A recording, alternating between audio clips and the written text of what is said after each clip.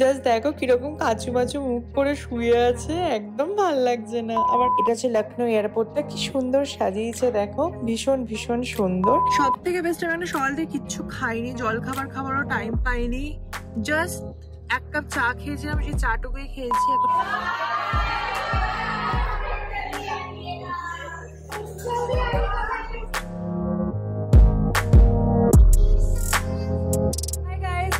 Welcome back to my channel স্পন্দন। তোমাদের সকলকে স্বাগত জানাচ্ছি আমার চ্যানেলের একটা ব্র্যান্ড নিউ ব্লগে। ওহ গড, আমার যে হেক্টিক উইকেন্ড চলছে, মানে উইকেন্ড না উইক চলছে, সেটা একমাত্র আমিই জানি, তাই জন্য তো কদিন ব্লগ আমি দিতে পারিনি। সো তোমরা লাস্ট ব্লগে দেখেছিলে যে আমি কানপুর এসে গেছিলাম, কানপুরে আমার ওয়ার্কশপ চলছে, আর এখানে এত হেক্টিক ওয়ার্কশপ আমার চলেছে যে আমি এতটুকু মানে ব্লগ করার সময় পাইনি, প্লাস কানপুরে এরকম কিছু এক্সপ্লোর করারও কিছু নেই, তাই জন্য কোথাও যেতেও পারিনি। অফিস বাড়ি, অফিস হোটেল, এরা আমি করছিলাম। আজকের দিনটা আমার লাস্ট ডে কানপুরের, আজকের দিনটা হতে চলেছে সাংঘাতিক একটা হেক্টিক দিন। তোমরা পুরো ব্লগটা শেষ অবধি দেখো, তাহলে বুঝতে পারবে যে আমার লাইফটা কিরকম চলে। সো বাই দ্য ওয়ে, এখন বাজে 9:30, আমার ব্রেকফাস্ট এখনো হয়নি, কারণ করার টাইম নেই। 10টার মধ্যে আজকে ইনস্টিটিউট ঢুকতে হবে, তারপর আজকে একটা নতুন ইনস্টিটিউট একটা যেতে হবে, তার আগে চুলটাকে একটু সেট করতে হবে। তো চলো দিনটাকে, ব্লগটাকে দুটোকেই শুরু করি। তো উঠে গেছি গাড়িতে, আর এখন যাচ্ছি ইনস্টিটিউটে। কানপুরের ইনস্টিটিউটটা খুবই কাছে হোটেলের, আর এই যে পৌঁছেও গেছে, আর এখানে দুজন স্টুডেন্ট মিলে আমার হেয়ারটাকে জাস্ট একটু সেট করে দিচ্ছে, মানে স্ট্রেট করে দিচ্ছে বেসিক্যালি। আর এই হেয়ার স্ট্রেট করে আমি আবারও গাড়িতে উঠে পড়েছি, আর এখন যাচ্ছি কাকাদেও বলে একটা ইনস্টিটিউট আছে কানপুরের, ভিএলসিসির, সেখানে। তো রাস্তাঘাটটা বেশ সুন্দর ছিল, পরিষ্কার পরিচ্ছন্ন, আর সকালবেলা বেশ সুন্দর একদম পরিষ্কার আকাশ ছিল, যেটা আমি সবসময় বলে থাকি, আকাশে বাতাসে একটা পুজো আসছে এই ব্যাপারটা কিন্তু চলে এসেইছে। কানপুর থেকে, মানে এই যে ইনস্টিটিউটটা আমি ছিলাম, আমার 7 দিনের ওয়ার্কশপ, সেখান থেকে নতুন যে ইনস্টিটিউটটা যাচ্ছি সেটা 40 to 45 মিনিটসের একটা ডিস্টেন্সে ছিল। তো এইটা হচ্ছে কাকাদেও ভিএলসিসি স্কুল অফ বিউটি। এখানে আমার একটা সেমিনার ছিল, যেখানে প্রায় 35টা স্টুডেন্ট এসেছিল। তো এখানে আমি ক্লাস করাচ্ছি।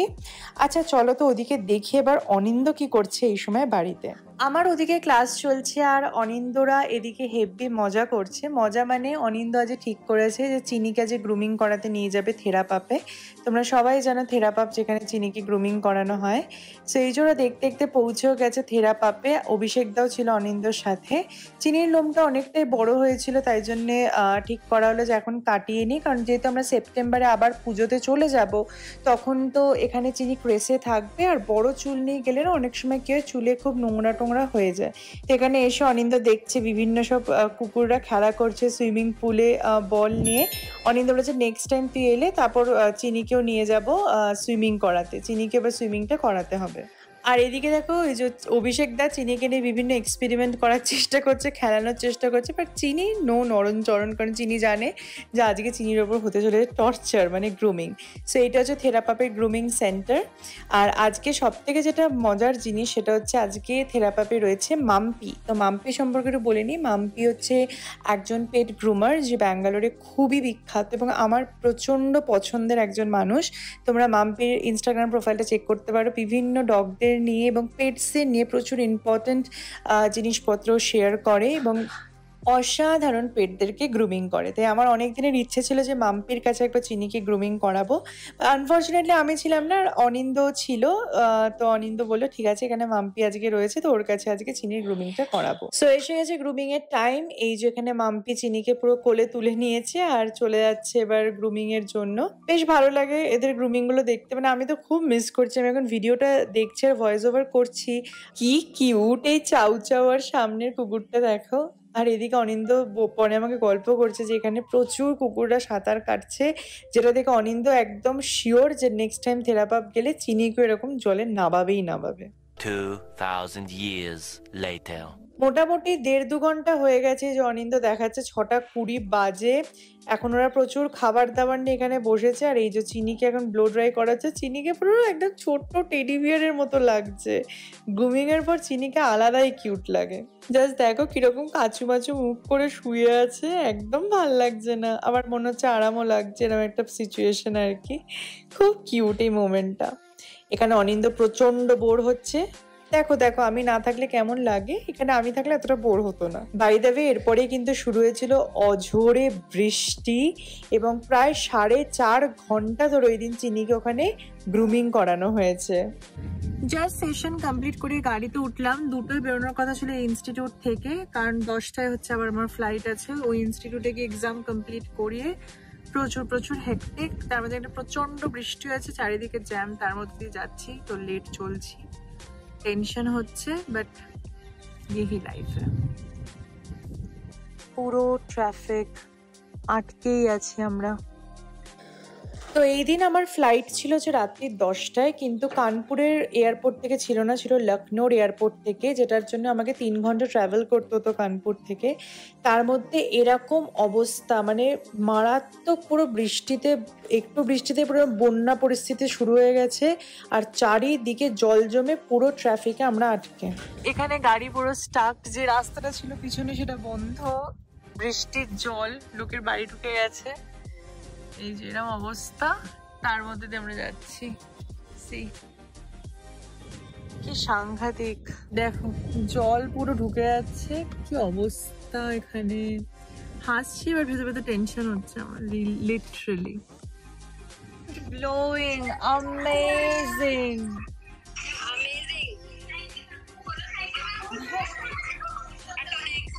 बहुत ही सुंदर, बहुत ज्यादा।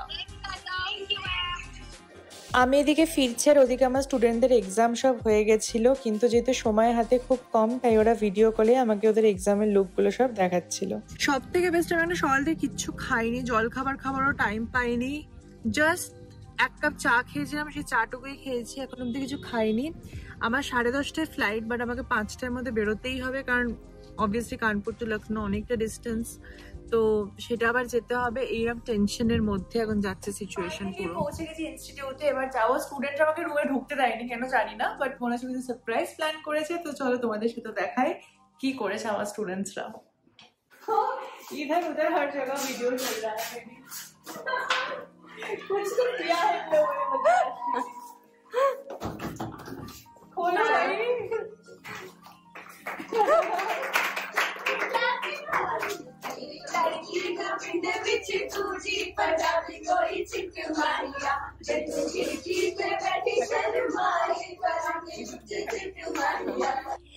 এটা আমার কাছে একটা বিশাল সারপ্রাইজ ছিল।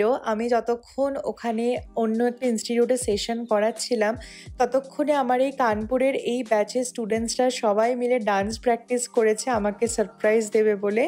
আর ওরা আমি ঢোকার সাথে সাথে সবাই মিলে ওই কিউটি পাই এই গানটাতে আমাকে ডেডিকেট করে ডান্স করছে, তো যেটা আমার কাছে খুব খুব খুব বড় পাওয়া। প্রত্যেকটা স্টুডেন্টস যে এত খুশি হয়েছে আমার কাজে, এবং ওরা প্রত্যেকে বলেছে যে ওরা খুব ব্লেসড নাকি, যে আমার কাছে ওরা মেকআপ শিখতে পেরেছে, এটা আমার কাছে অনেক বড় পাওয়া। আমার মনে হয় সবসময় মানে তুমি কত টাকা জীবনে উপার্জন করছো সেটার থেকেও বড় যেটা ম্যাটার করে, সেটা হচ্ছে কতটা মানুষের ভালোবাসার জায়গা করে নিয়েছো এবং কতটা মানুষের মনে তুমি রয়েছো। তো সেক্ষেত্রে আমি ভগবানের আশীর্বাদে আশা করছি অনেকটাই এগিয়েছি। তো খুবই আনন্দ করছি এই সময় স্টুডেন্টদের সবার সাথে, ওরা আরও অনেক অনেক প্ল্যান করেছে, তো চলো তোমাদেরকে দেখাই।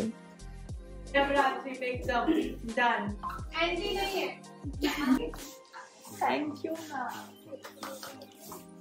बट मुझे भी बहुत मजे आए। पूरा ये 8 दिन मुझे भी पता नहीं कैसे ही बस बीत गया। It's so good. हमने भी योगा क्लास सिद्रा का तो अलग ही, वो हाथों पे लेके 15,000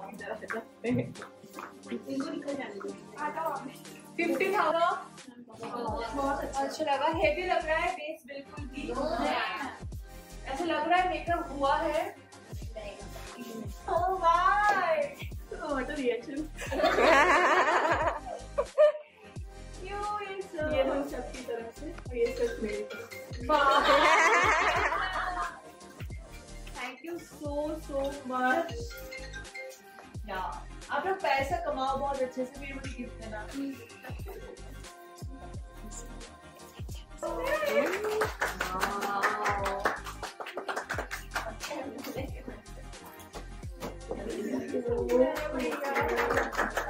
कैसे लगे आपको? बहुत अच्छा, मतलब क्या ही बोलूं, no words. Very pretty, very aesthetic, बहुत सुंदर, बहुत ज्यादा। पूछिए नहीं, सब ऐसा ऐसा करके देखो, ऐसे देख रहे थे जैसे कि अलग प्लैनेट से आए हो जैसे।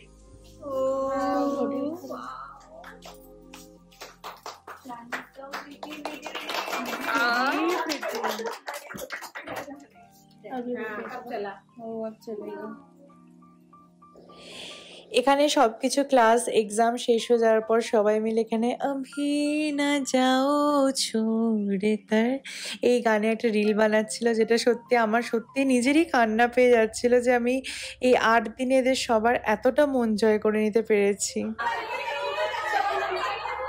চলো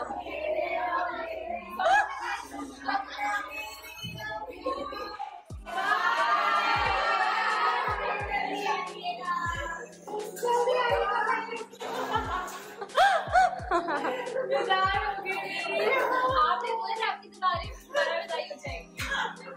थैंक यू गाइस,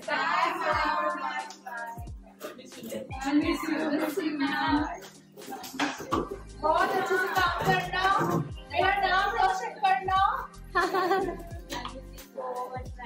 सेम मुस्कान, अरे मेरे को भी मिलना है, मेरे को भी मिलना है ना। मैम थोड़ी को नहीं करते आपको।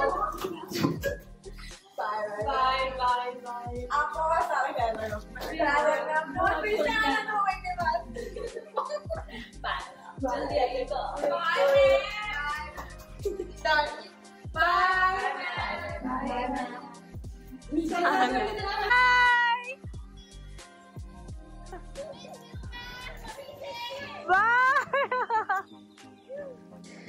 উঠে গেছি গাড়িতে আর এখন যাচ্ছি কানপুর থেকে লখনৌ এয়ারপোর্ট, প্রায় 3 ঘন্টার জার্নি। আর এখন বাজে 4:30। আমি 8টার মধ্যে পৌঁছে যাব অ্যান্ড দেন তারপরে 10:30 আমার ফ্লাইট টুয়ার্ডস ব্যাঙ্গালোর। ব্যাঙ্গালোর পৌঁছাতে পৌঁছাতে আমার প্রায় রাত্রির 1:30 বেজে যাবে এবং তারপর ওখান থেকে বাড়ি পৌঁছাতে 2:30-3টে তো বাজবেই মিনিমাম। তো এখন যাচ্ছি। 8টা দিন কানপুরে খুব সুন্দর কাটালাম ক্লাসের মধ্যে থেকে। আর এর পরের সপ্তাহে আমি আবার যাচ্ছি কলকাতাতে মেকআপ ওয়ার্কশপের জন্য, তারপর পুরো পুজো কাটিয়ে আসবো, যেটার জন্য আমি খুব এক্সাইটেড। এটা হচ্ছে লখনৌ এয়ারপোর্টটা, কি সুন্দর সাজিয়েছে দেখো, ভীষণ ভীষণ সুন্দর। আর এই হচ্ছে গেট নাম্বার 16, দিয়ে দিয়েছে আমার ফ্লাইট। তো এবার ফ্লাইটে ওঠার পালা, আর তারপরে দেখা হবে অনিন্দা চিনির সাথে। উফ, আলাদাই আনন্দ। ফাইনালি ফ্লাইটে উঠছি, প্রায়োরিটি বোর্ডিং, তাই জন্য সবার প্রথমে আমি ঢুকছি। উঠেই সেকেন্ড এ হচ্ছে আমার সিট। পৌঁছাতে পৌঁছাতে প্রায় বাজবে 12:30, সরি 1:20 ল্যান্ডিং। অনিন্দ ওখান থেকে 12টার সময় বেরোবে।